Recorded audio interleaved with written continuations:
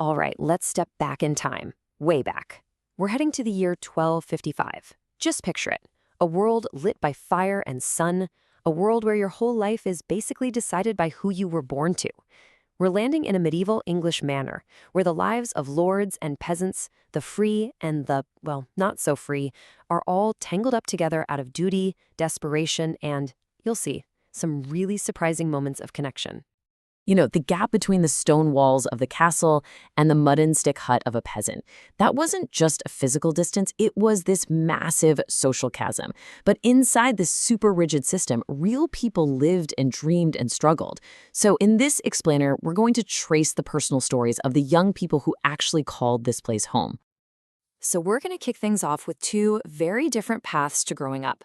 First, we'll meet Hugo. He's the Lord's nephew, and he's facing a pretty terrifying trial of blood and courage. And then we'll meet Taggot, the blacksmith's daughter. Her life is about to get turned upside down by a totally random encounter. So this is Hugo, and he has spent the whole night just sweating, terrified. See, he found the tracks of a wild boar, and his uncle laid down this brutal challenge. You either hunt that beast and kill it like a man, or you get flogged like a boy. The prize for winning? The boar's kidneys. The price for losing? Pain and total humiliation. Now you gotta understand, this wasn't just an animal to them. In the medieval mind, this thing was a monster. In Hugo's nightmares, it had this foaming mouth and tusks like scimitars. And people actually believed that if a boar's tusk killed you, you didn't just lose your life, you lost your soul. No pressure, right? So this was it. The moment of truth. When that beast charged, Hugo's legs felt like they were made of straw. His stomach just turned to water, but he didn't run. No way. He stood his ground, he braced his spear, and he shoved. As the boar fell, blood spilling everywhere, Hugo was just hit by this tidal wave of joy and terror. He was left gasping like a fish. And right there, in that moment, he became a man. Okay. So let's hit pause on all-out violence and step into a completely different world. Let's meet Taggot. She's the blacksmith's daughter. And while everyone else was out celebrating May Day, she just stayed behind. She feels too big, too shy, maybe even a little ugly. But her dad, he values her strength. And she has this amazing gift, a calming touch, a way of breathing sweet peace, as he calls it, into even the most terrified horses. And then, one morning, he appears. It's Hugo, the kid who killed the boar, and he's leading his incredible gray horse, which is limping badly. Taggot is just instantly captivated. She sees this nasty stone lodged in the horse's hoof, and somehow, pushing past all her shyness, she just boldly tells him, "I can ease him." With these incredibly steady hands, she takes care of the horse, but she's too afraid to speak a single word, thinking if she opened her mouth, he'd know her whole heart. When Hugo offers her a coin for her work, she just shoves it away and runs off to hide. But later, she comes back to the forge and finds this. A miracle. It's the little sprig of hawthorn from his cloak, just left there for her on the anvil. A silent message that just completely lit up her world. But, not every interaction between the classes was so tender. For a lot of peasants, life under the Lord was a constant struggle, and it bred this really deep resentment that would sometimes just spark into these clever little acts of defiance. And a lot of that resentment was fueled by laws like the Harriet. Basically, when a peasant or a villain died, the Lord had the rights to just waltz in and take the family's best animal. For Mog, whose father just died, this law is basically a death sentence. Her family's entire survival is tied up in their one good cow, who they call Paradise. But Mog's family, they've got a plan. They're not just going to hand her over. They hide their precious Paradise and borrow a neighbor's sickly, totally worthless beast to give to the Lord's man instead. I mean, the contrast between the two animals couldn't be more obvious.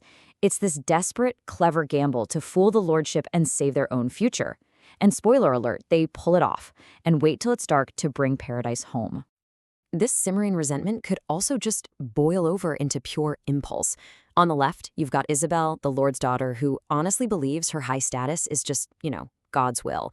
And on the right, there's Barbary. She's juggling screaming twins, her stepmother is pregnant again, and she is covered in med and who knows what. Two girls, two impossibly different realities. And then their worlds collide. Seeing Isobel picking her way through the mud, so clean, so effortless, something inside Barbary just snaps. She scoops up a handful of muck and just lets it fly. As she puts it, something got into me. Maybe 'twas the devil. It was just a moment of pure, thoughtless cruelty. That feeling of satisfaction lasts for about a second. The second she sees that ugly brown stain on that beautiful blue silk, the prettiest dress she'd ever seen, she's just filled with regret. But it also leads her to this really deep realization.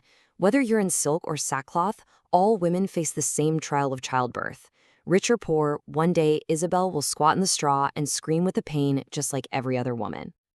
And yet, even in this brutal and deeply unequal world, kindness could still pop up in the most unexpected places, crossing the very social boundaries that seemed totally impossible to overcome.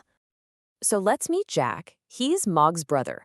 The other boys call him Lackowit, numbskull, fool, just awful stuff. But behind all the taunts is a boy who is so gentle and way more observant than anyone gives him credit for. He sees things other people miss. One day, Jack finds Otho, the miller's son. Now, Otho is an outcast for a different reason. His dad is a known cheat who grinds chalk into the peasants' flour to rip them off. He's just been beaten up by the other boys and is hiding under a hedge, bloody and crying. Jack doesn't even hesitate. He knows exactly what to do from his own father's outbursts. He gathers some ice and gently presses it to Otho's face. He doesn't say much, just keeps repeating the same simple words his sister Mog uses to comfort him. It'll get better. It'll get better.